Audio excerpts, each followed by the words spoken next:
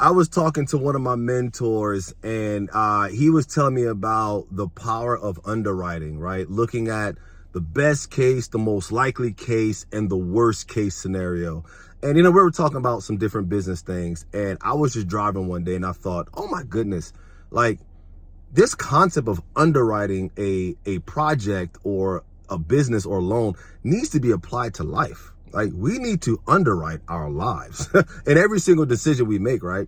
So if you think about the concept of, a loan, whenever they want to loan you money for a home or for a car, right? That's a big chunk of change. An average home, right, in America is anywhere, I don't know, $350 up to $450,000.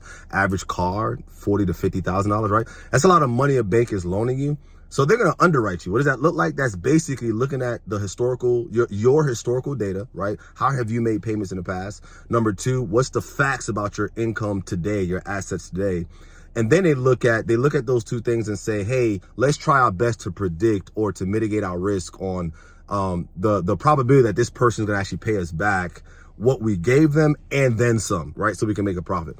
And I was just thinking, like, gosh, how important is that process when I'm lending my energy, when I'm lending my mental capacity, when I'm lending my emotions, when I'm lending my heart, my spirituality, when, in marriage, when you're getting ready to give your life to a person for the rest of your life, right?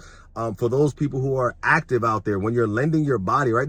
Think about it however you want to, but are you underwriting your life? Am I underwriting my life whenever I have to make a decision to give any aspect of myself to something or to someone? Have I looked at the historical data of that person? How have they functioned in the past? Am I looking at the facts of today? Who is that person today? What does that person have today? Or this situation, before I put myself in it, what does it look like today? And what is the probability of me getting a profit out of that situation? And a profit in my life could look like happiness, joy, mental health, a very beneficial relationship, right? Put it into any situation you want to, but are you looking at the past, the present, and then what is the true probability of you getting a beneficial outcome of that situation before you choose to actually give yourself to it, right? And lastly, you got to look at best case scenario, because we love best case scenario. We love to underwrite things on what's the best case. But we got to look at best case scenario. We have to look at what's most likely realistically to happen, what we're okay with.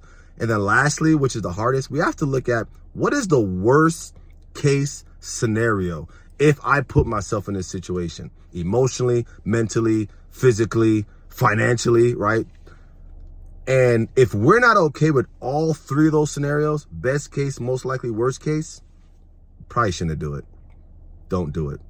So hope this bless you guys. Live life with no regrets. Remember, the decisions you make today create the life you live tomorrow. So underwrite your life.